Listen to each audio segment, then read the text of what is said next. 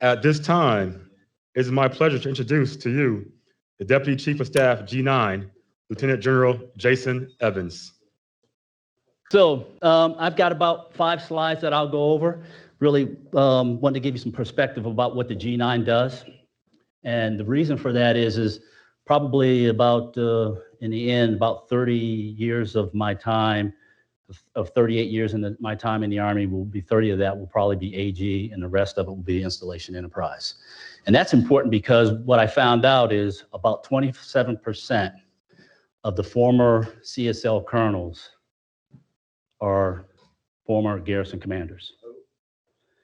The G1 XO is a garrison commander. My XO is a garrison commander. And my SIG is a MEPS commander. So, you know, I stand up here to tell you that because, you know, there's a path to excellence. And it's about 13% for 05s. And so what that says about the AG Corps is that we're very versatile when it comes to taking care of people, because if you're in the installation enterprise, that's exactly what you're doing. And if you're an AG out there, that's exactly what you're doing. And so I'll talk a little bit about that, and then we can chop it up with some questions if you would like.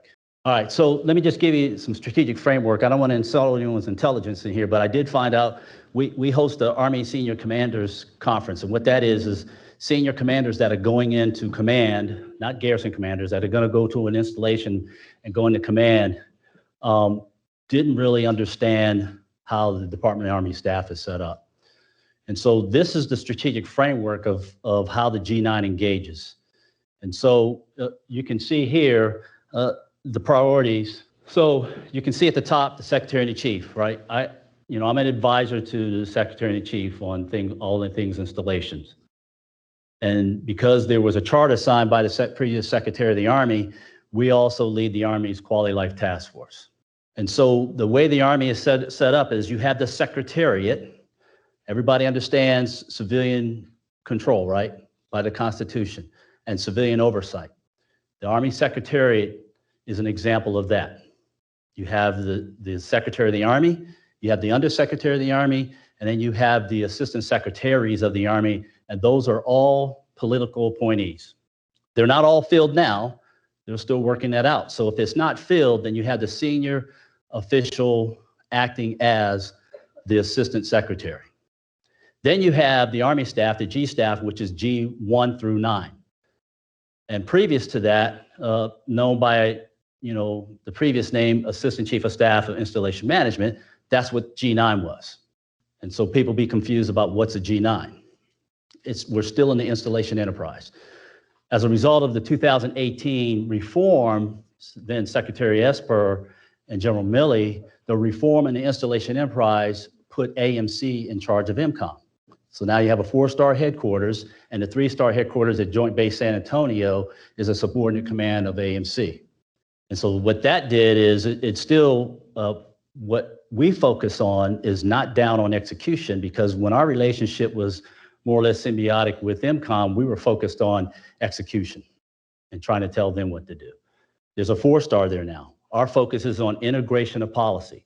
And there's about 30 regulations that we're responsible for and a number of directives. And it spans the enterprise of whatever goes on in installation.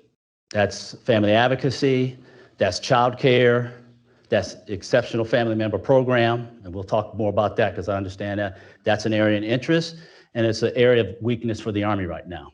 And then we also provide this advice to the Assistant Secretary of the Army for mRNA. Because the NMRA, they have oversight of all the people programs, and they can set the policy. But when it comes to the reg and the integration of it, we're writing the reg and we're integrating. If it comes to an OPT that has to be run, or task force, that's kind of what we're doing. But we have a great relationship with Chris Bellinger, who does quality life at her level for ASAMRA. And I've been in ASAMRA, and I understand the role of civilian oversight.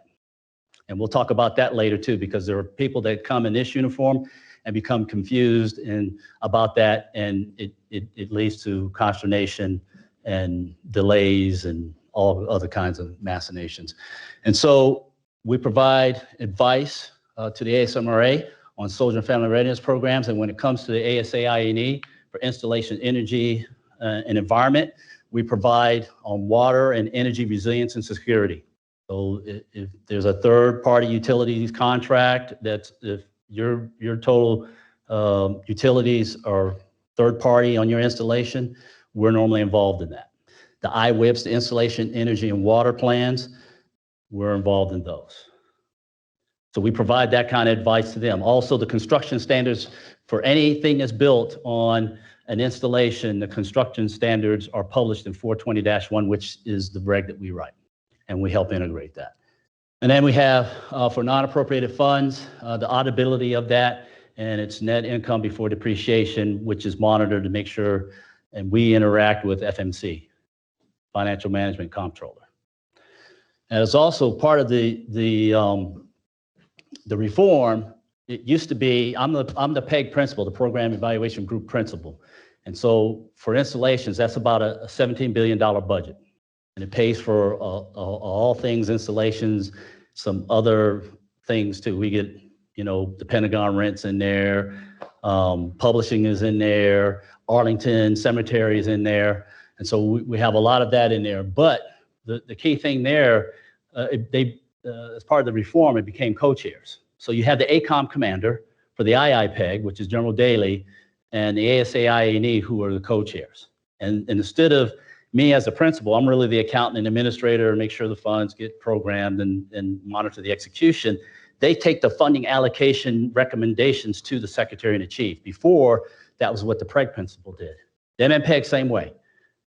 The ASAMRA and I think General Garrett, the co-chairs. So now ACOM commanders are involved in the funding allocation recommendations that go to the Secretary of the Army during the PROM process. That was the other key thing. And you can see here where you have the oversight, integration, resources, execution, and standards. That's what ACOMs do. They execute. This is the task I took over about September of 19, and probably by November, by the end of November, the Secretary and the Chief designated the G-9 as the task force lead for Quality Life Task Force.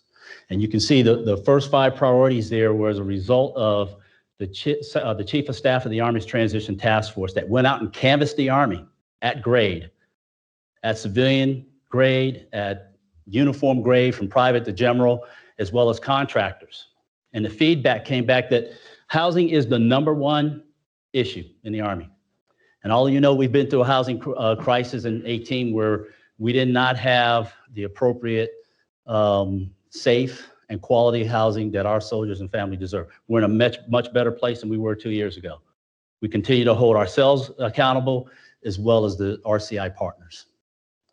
The last priority there, support and resilience, was as a result of providing support to installations that require extra resourcing and support as a result of maybe location or circumstance.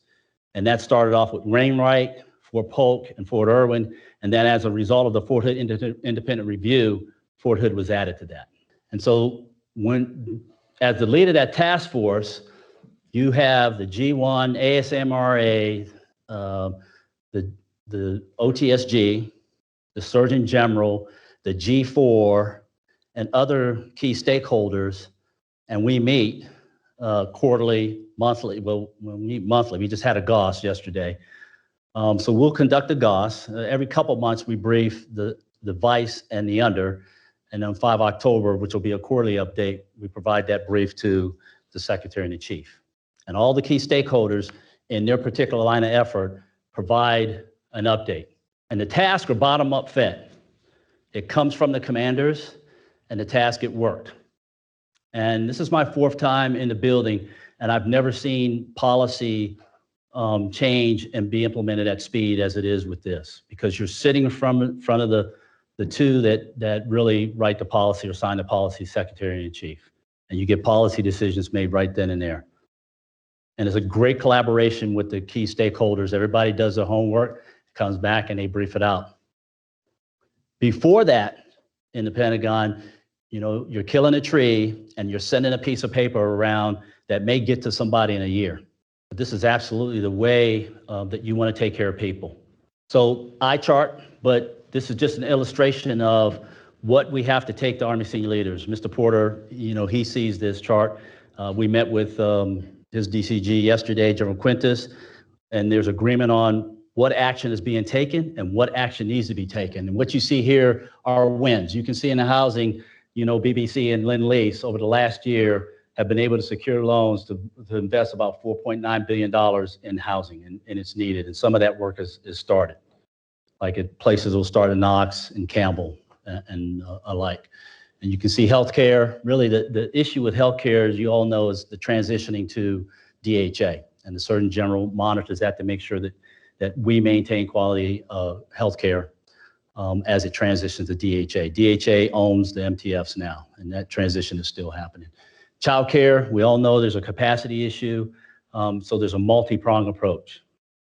It's not just about building more CDCs. There's a plan to build, 21 CDCs between now and 30. 3 were on last year's 22 UFR list, 2 to go to Hawaii and 1 to go to Alaska.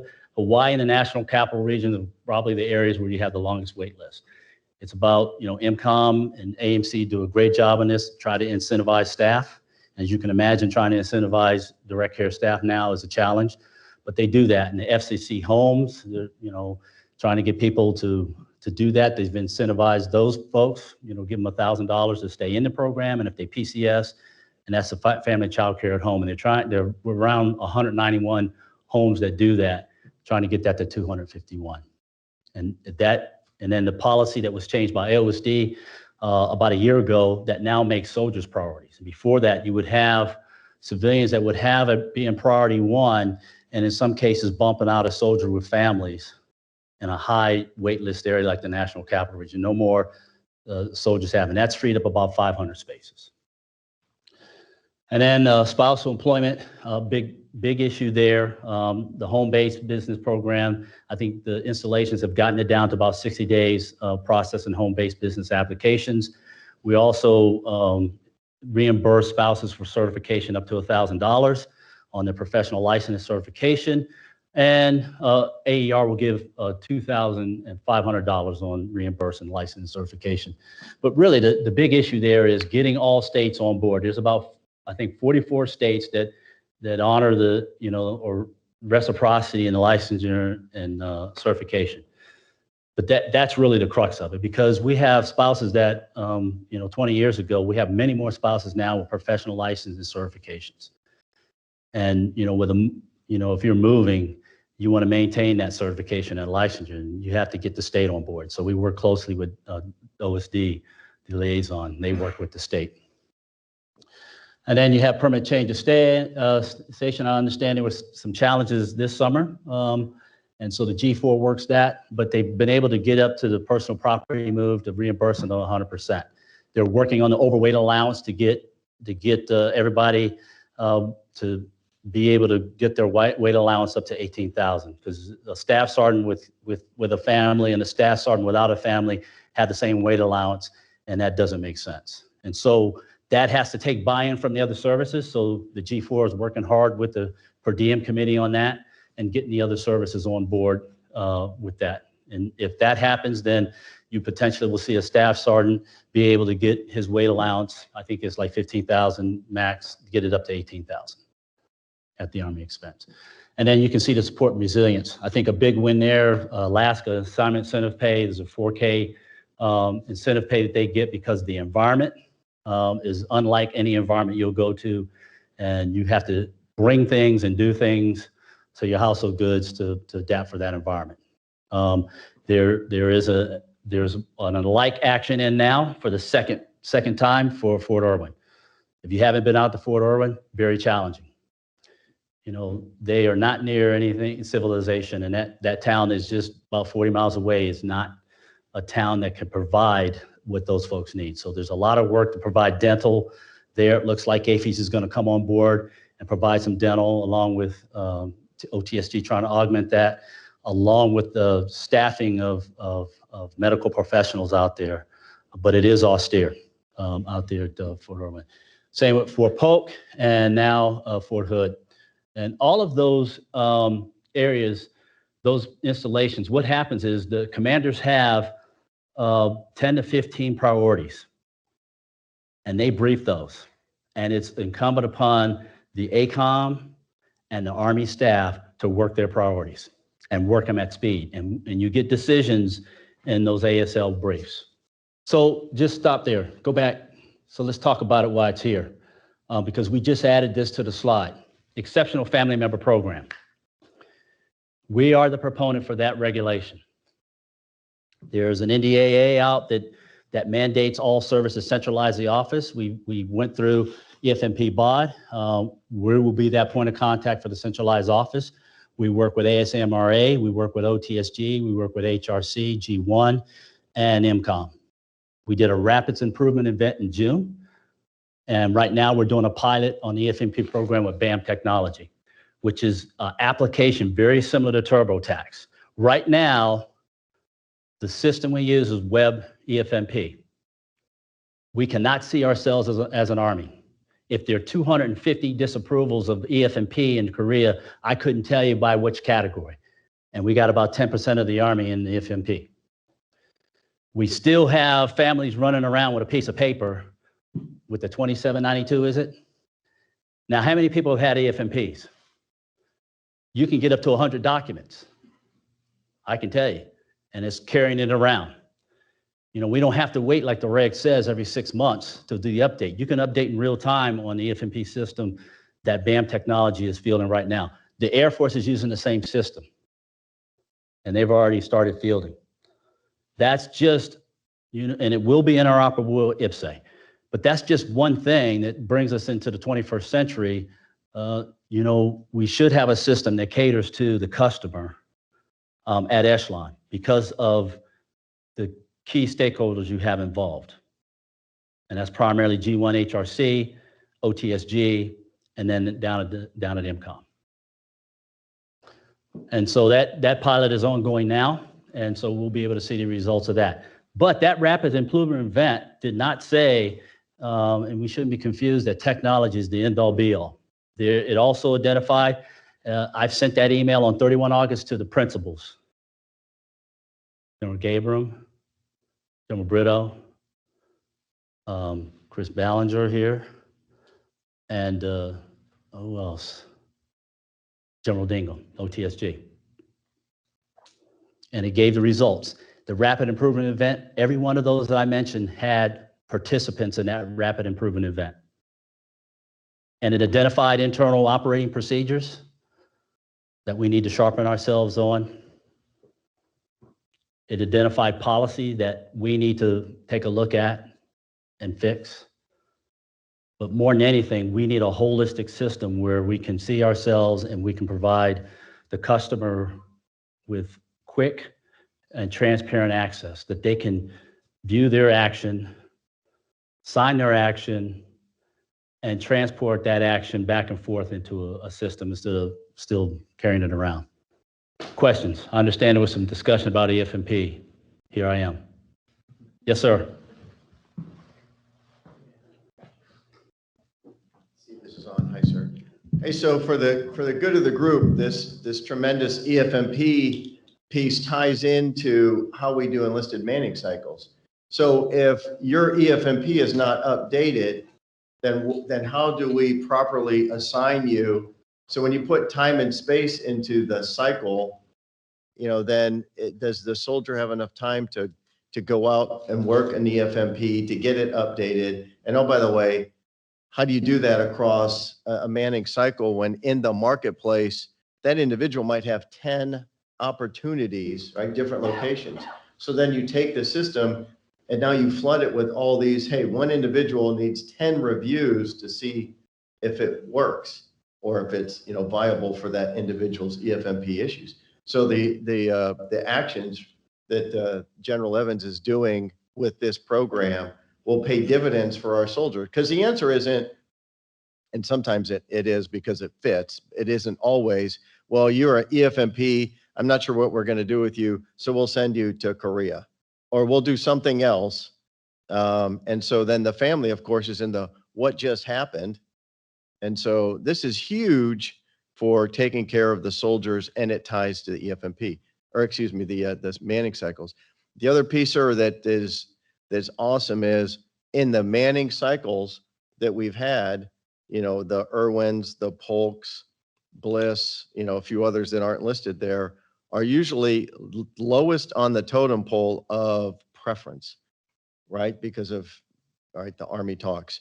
So when you have incentives like this to, I'll say, rebuild infrastructure and make it more appealing, that allows those commanders to better market their location of, hey, we've improved, which then hope rising tide lifts all boats, right? So then maybe the incentive to go there is improved. And again, that it just improves the soldiers want to go there because they now know it has what they need. So, sir, thank you. Yeah. This is huge for us. So appreciate that, Tony. So this is not a course of action, and this is what's going on now. A course of action is not for a soldier to disenroll or not enroll in the EFMP and show up somewhere, because that's happening. I talked to General Benchoff yesterday, and they want to pilot a pre-screening, and I was just talking to Colonel Romans about it. I'm an AG guy, and I'm all in on doing that, but I don't understand why we have to pilot a pre-screen. If the RFO or the assignment instruction is cut 120 days in advance, and the order is cut shortly after that, you should be able to get to both pre-screens you're going overseas. You know, there's a first pre-screen, then there's a family pre-screen. And the only thing I can think is what is happening during that last 30 to 60 days, because I've talked to commanders at PCC trying to figure out how I'm gonna get my family somewhere, and they're going overseas. But I'm all in on that, but I'm an AG guy, and I'm just thinking, well, we just need to walk back the procedure. But when we get this application, we're going to see exactly where that action is, exactly where that family is. And more importantly, we'll be able to see the complex cases, because we don't want the complex cases in the newspaper as you've seen them. We should be able to monitor complex cases, families with multiple complex EFMPs, because there are some. And we should be far left of that, working an assignment. When I was at HRC, then Secretary Esper directed that all the key stakeholders, we had to have a OPT at the GO level. And what came out of that is the assignment officer is supposed to be giving them 2 preferences. I don't know if that's happening or not. But if we can get them in a system, you can be way left of that. People will be able to look, you'll be able to look at a location to determine what services, what's being approved and what's not being approved. Right now, I couldn't tell you that. I could tell you when I was HRC, it was about 250 in Korea, but I couldn't say it was behavioral health or whatever. So, you know, that kind of data will also help inform the decision left, in my opinion. So, but right now we have soldiers choosing not to enroll or disenrolling, and that's just not good. All right, there we go. Hey, sir. Sergeant Neil, user pack G1.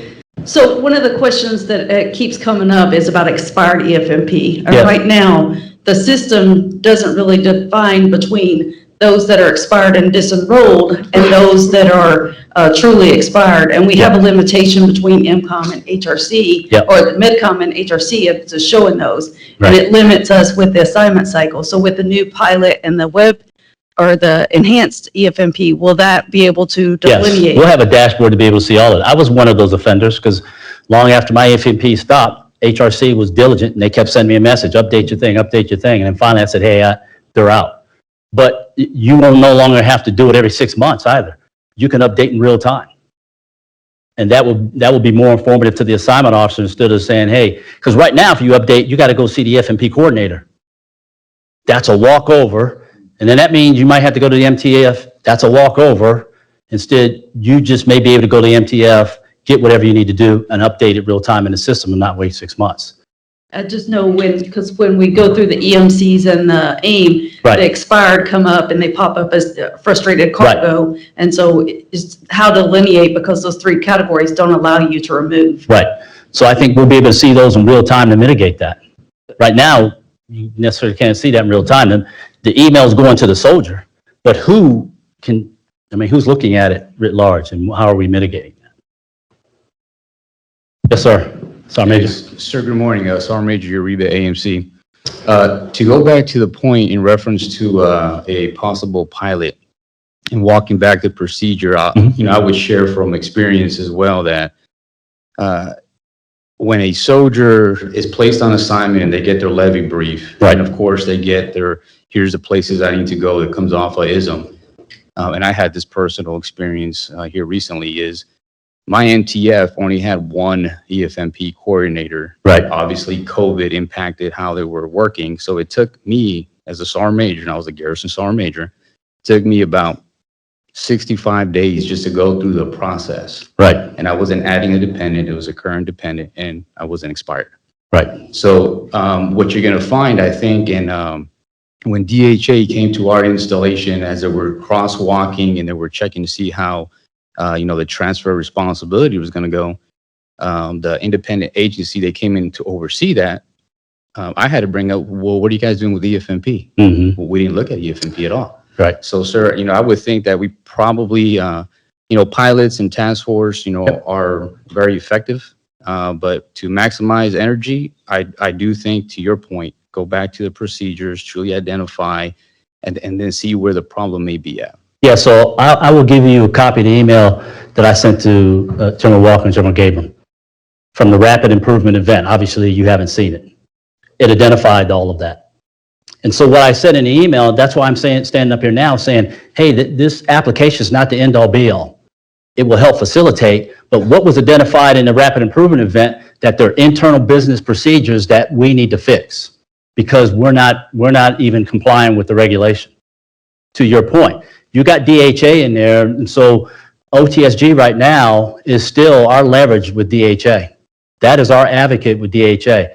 If that's the problem, trust me, OTSG got the same email from me on the 31st of August. I'd ask you to go back and take a look at that. It's about 2 pages during the rapid improvement event of identified weaknesses at Echelon, and some of them are very basic procedures.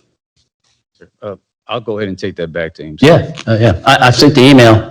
Hey, sir, can you share that with HRC as well? Yeah, I sent it to General Brittle, but I can give it to you. You can send it? Hey, Chris, did you get that email? Did you read that email? Okay, thank you very much. Yeah, yes, you can. First com can get it too, right? So look, the point of all this is we have to be as transparent with one another with the information as we can be, because the people who are really going to fix this for our soldier and family are sitting here. It's the HR leaders. It's all of you guys. It's going to take your advocacy to check the system, to check the process at the MPD on your installation. I would just invite you to go down and check and see, based on ARFO's AIs being cut 120 days, when is the second check on average being done for families that are going overseas? Is it in a 30-day window or is it in a 60-day window? 30. I hear 30. That's been going on for a while now. And so how do you reconcile getting to the left of that? Because you all know if it's 30 and it's a complicated medical issue, guess what? In the last week of that 30 days, they're going to be trying to assign, and you've put pressure on HRC to try to get an assignment. Because the assignment they thought was good is not good anymore, and now they have to figure it out. Yes, sir. Good morning, sir. Jim Garcia from First Corps, JBLM. Question pertains to AT soldiers and EFMP screening, specifically going to remote locations like Alaska. Mm-hmm. There were some cases that they had to depart and the family travel message, family didn't clear FMP, travel message never came in. And being a, rather specific location with their high number of issues, is there a possibility to standardize that and have the FMP screenings while they're still on AIT and be able to have that yay or nay before the soldier departs? I think it's possible. If AIT, you can do the EFMP screen in there. If somebody's identified, you're talking about AIT, right? Yes, sir. Yeah, it makes sense to me. Yeah. Okay. Yeah, we'll work on it, but right now I personally would say, I think the reg enables you to do that now. But I think what you're saying is it's being missed and they're coming to you. And then you're having to send them to Alaska, right? They're going to one of my subordinates to Alaska. Yeah. So I would say, why isn't the screening done at AIT? Usual reasons that we get, sir.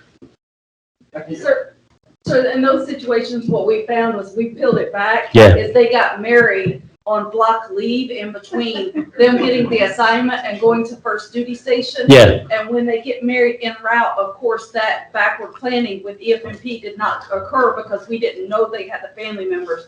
And for the soldiers that have went to Alaska and Hawaii, we've done compassionates and got them back out to relocate with their family, because I've worked closely with HRC on those. yeah, so I would say, what's the number of soldiers that coming out of AIT, get married, and you identify them? So what I would say again is, maybe there's a pre-screen at AIT, are you gonna get married?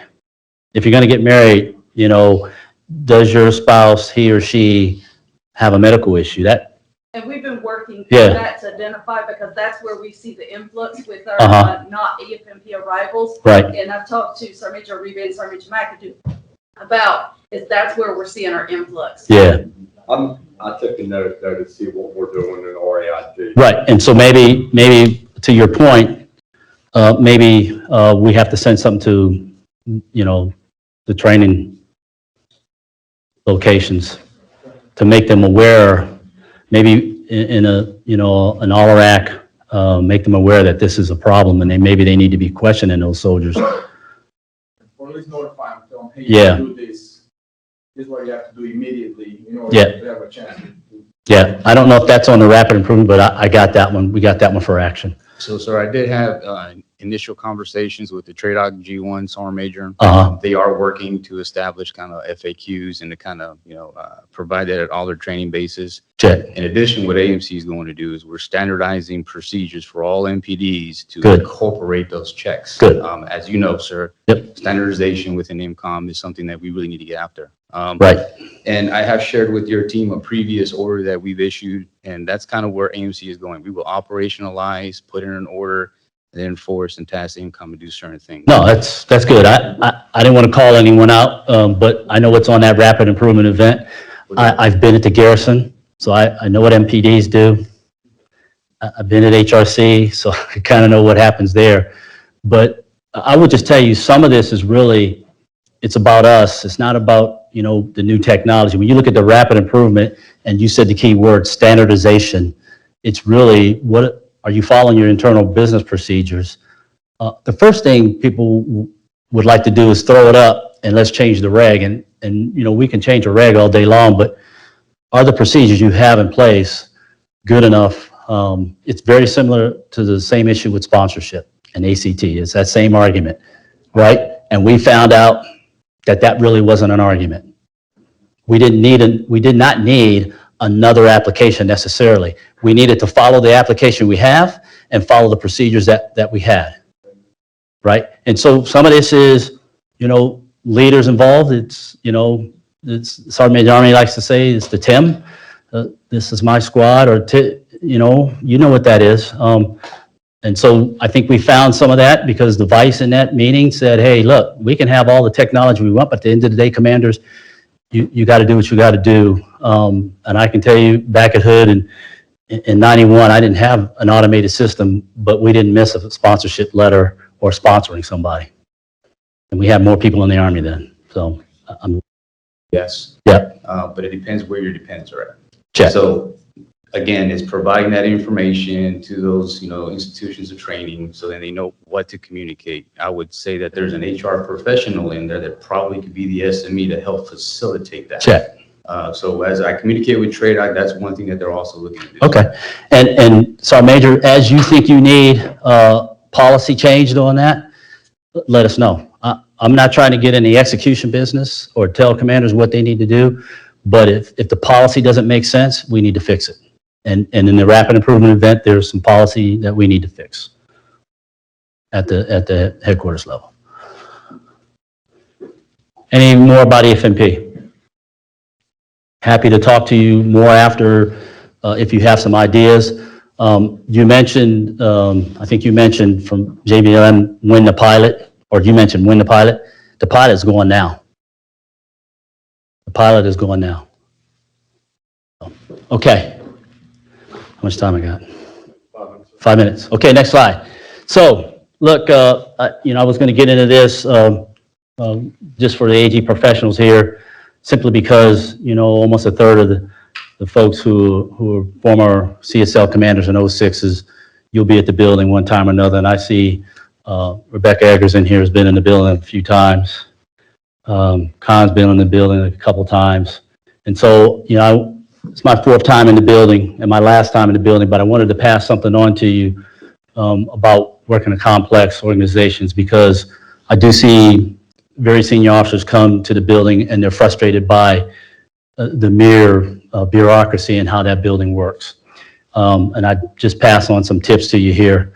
I would just tell you, I learned MDMP and mission analysis as a young captain in Fort Hood, and I still use it to this day. And the biggest thing I can tell you, if you want to help ASL, Army senior leaders, is do that. Take the emotion out of it, take your agenda out of it, and because no one at that level in here, not even me, I'm not underwriting any risk. I don't assume any risk for any decision in the Army. All of that is Army senior leaders. And you have to give them the best courses of action and how to get the yes. And at echelon, you should always be working with your commander to get the yes. You shouldn't read back the reg and says you can't do that. As part of the risk in your course of action development to get to yes is, here's the risk, here's what has to happen. You know, and I'm telling you guys this because sometimes the AG guys we're seen as bureaucratic because we know every reg and we pretty much know what's inside every reg. But what a commander wants to know is, how do I get to this yes? Allow them to underwrite or assume the risk. Sometimes the COA that you're recommending to them is the COA they're going to take because they can't underwrite that risk. Because sometimes at the lower level, that risk involves law. And I will tell you at this level, law is not even an inhibitor. I've watched law get changed in order to get to yes. Because at the end of the day, it's about soldiers and families. And I've just passed that on to you because I see people frustrated. They'll come to the building, they immediately have the answer. What you have is not the answer if you haven't done the MDMP, if you haven't lined up your facts, right? And you haven't identified the risk, the resources associated with that. It doesn't, people get hung up on the money too. I mean, people argue all day about, well, that's going to be too much money. That's not your decision. You just identify how much money that is because the ASLs would make that decision about that. And this also causes us to have way more meetings than we need to have. Because you always have somebody who comes into the meeting and they're the smartest person and they already have the answer. Well, no, let's talk through the facts and the background, because those things are important to informing your COAs. And let's line the risk up and make sure that the Army senior leaders can make a decision. And it works at echelon. It works at echelon. If the commander wants to do something and the reg says you're supposed to do something, it's guidance. Then you tell the commander we're going to pursue an ETP. If it's not illegal, immoral, or unethical, you have a duty to tee up COAs to the commander. And don't tee up your COA. And don't become emotional about it, especially at the strategic level, because you'll be frustrated. If you're attaching emotion to something, you're going to be a disappointed person. That's why I say be positive, because for me, the glass is always half full. There's no challenge that you cannot overcome. It's hard work sometimes. It's difficult, it's complex, but our job at that level is to support the field. And in the end, it's soldiers and families. And you keep that in mind, you'll be okay. And then you got to understand the budget process. There's not, in my mind, there's not a decision that I've been involved with doing MDMP or TNF Army senior leaders that does not involve money. At that level, almost every decision involves money. Who's going to, how much, and who what peg is going to give it up, right, Rebecca? I mean, Greg and Rebecca did yeoman's work to fight 2 and 3 stars in a room who were told to give up money, and they weren't giving it up. Am I right? Yeah, and so you can thank them. And finally got if say they had to duel with senior officers who said, hey, you're going to give this up, and they'd come in there and they, you know, you'll walk into a meeting and everybody's got amnesia. And so that's why it's good to do MDMP. Yeah, that's right. And have your facts lined up. Greg's got the bite marks and scars to show you guys and gals that he had to duel with that were much senior than him, and kudos to him.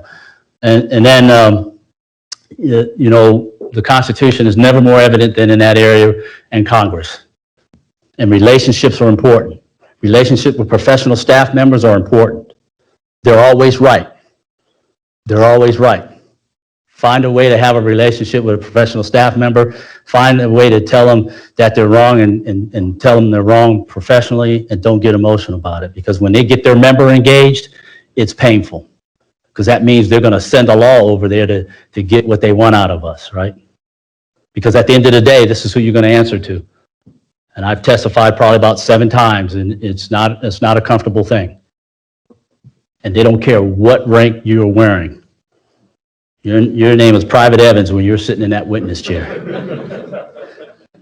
And so, you know, it's studying for a final exam every time you do that.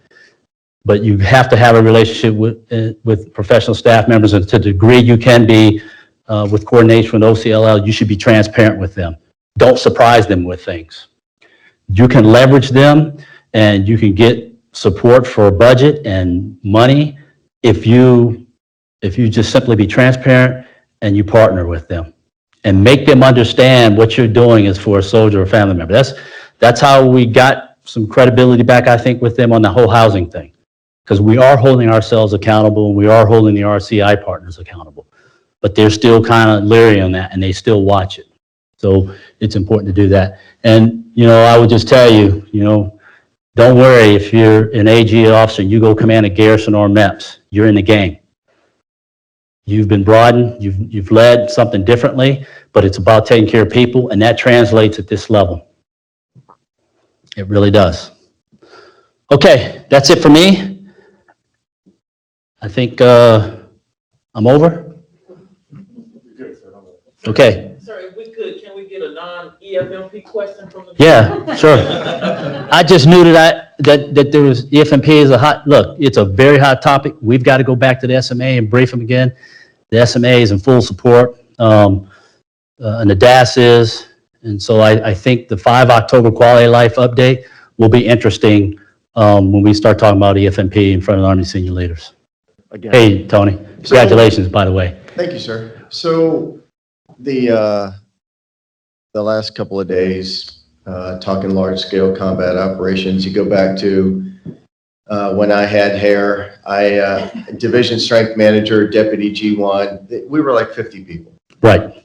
And so now when we go to these conversations about large-scale combat operations, you know, structure comes up, and you talk about scars with Colonel Johnson, you think about, well, we might need this if we went into large-scale combat operations, but we know if we had to get into the knife fight in TAA to fight for more structure, right? You know, articulating that and winning that is going to be difficult. So, in the building, with your experience, you know, thoughts on how we get to, you know, you said get to yes. Any just thoughts on the topic, large-scale combat operations, and then how we would win that war internal as a one. Thanks, sir. So first of all, let me just say that I think what's happening here is an SSI and particular commandant, along with the TAG and those who are involved in these work groups you're doing, is exactly what needs to happen. Because you've got to be able to explain that to a killer. You just can't say I need more people. They have to understand the why and what the impact is, because most commanders only remember the HRSC. And to me, the center of gravity in large-scale combat operations is going to be you're fighting corps and you're fighting divisions. You're not fighting brigades, right? And it's the G1s. And we have some very talented G1s right now. And so, you know, when I was HRSC, we fought this battle about HR optimization. You know, we had a pilot that started in the Pacific, Hope started, Marcus finished it, and it was a proof of principle. We, Tony, are going to have to figure out how to do that with what we have.